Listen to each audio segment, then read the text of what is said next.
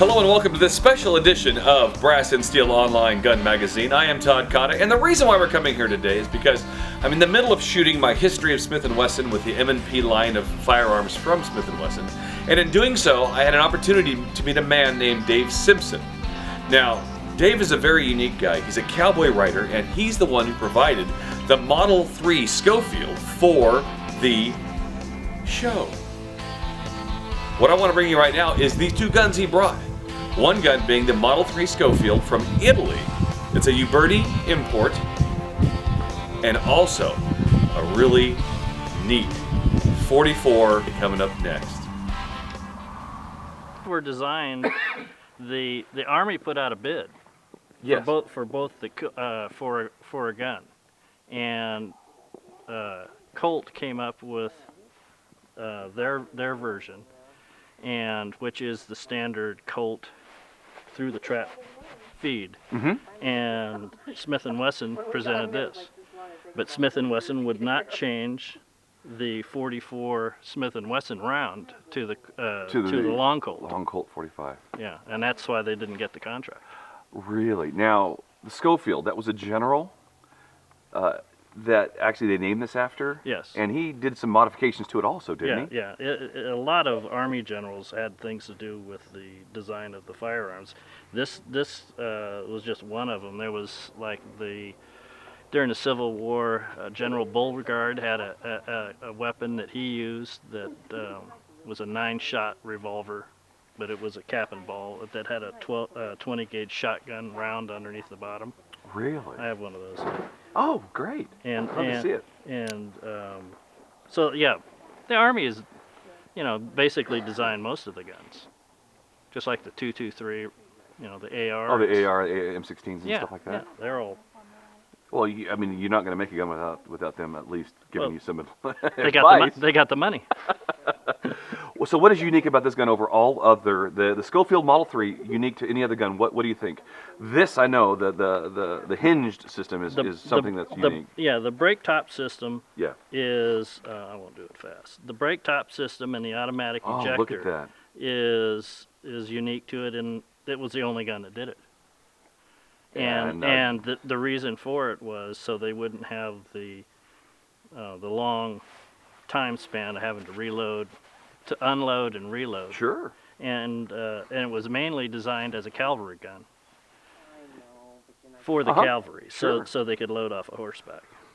But when you think of gun popularity at the time, from the 1871s to about the 1910s when this was being produced, what would you say that the popularity of this particular style of gun was compared to the Colts or the... Well, your basic person that didn't know anything about guns would probably end up with a Colt because there wasn't anything to go wrong with it. Okay. This is more sophisticated. There's more moving parts, and so you had to every once in a while tune this gun up. Oh, really? Yeah, you had to check the screws, make sure there was the right tension on them, and there's just more going on in the hammer design and the brake top than the other guns. There's more moving parts. And so if you had somebody that was a gunfighter, sure, they loved this gun because it tunes right to whatever they need. They can do anything they want with it. That's why Billy the Kid used one, and Wyatt Earp I heard was a user of one of these. Yeah, and so I mean a lot of guys that were of that brain power or mindset. That's what they like these guns because they were very fast. I was looking on some research last night. I went on Smith & Wesson's site, and it looks like they reintroduced this gun in 2000 at the SHOT Show. Yep. And they don't really sell them anymore, but you can buy a custom etched one still from the factory, but it's $4,500. Yeah, and it is, they're collectors. Yeah, they're a collector gun. And I bought these guns for cowboy action shooter. Sure. And so, along with the other half of my gun safe is all that stuff. So I've got more cowboy guns than anything. But these, these are just great guns. They're fun. Oh, they look beautiful. I mean, absolutely beautiful. Now today, And then This is a Lamont. It was designed for the Confederacy during the Civil War. It was, I believe, manufactured in England. It was by Colonel Lamont is the one to develop it. General Beauregard of the Confederacy used this in his troops. This is a cavalry gun. It is a 9-shot cap and ball 44, and it is also has a 20 gauge shotgun on the bottom of it. So it was a good crowd-pleasing gun. now, how do you make it shoot a shotgun versus the ball 44?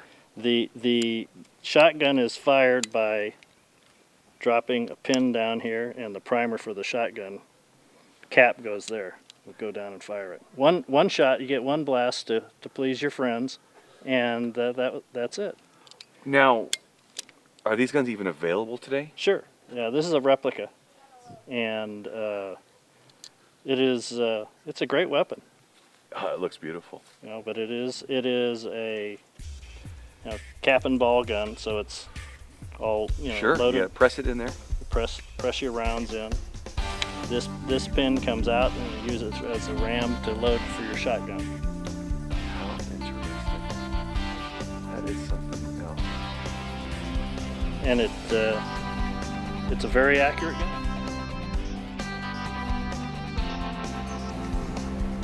Well, there you have it. The Model 3 Schofield and the Lamont. Wonderful replicas of a days gone by. Now, don't forget, coming soon, the history of Smith & Wesson right up into the new line of M&P pistols, right here on Brass and Steel Online Gun Magazine. Don't forget about the website, www.brassandsteelmag.com. Thanks for watching.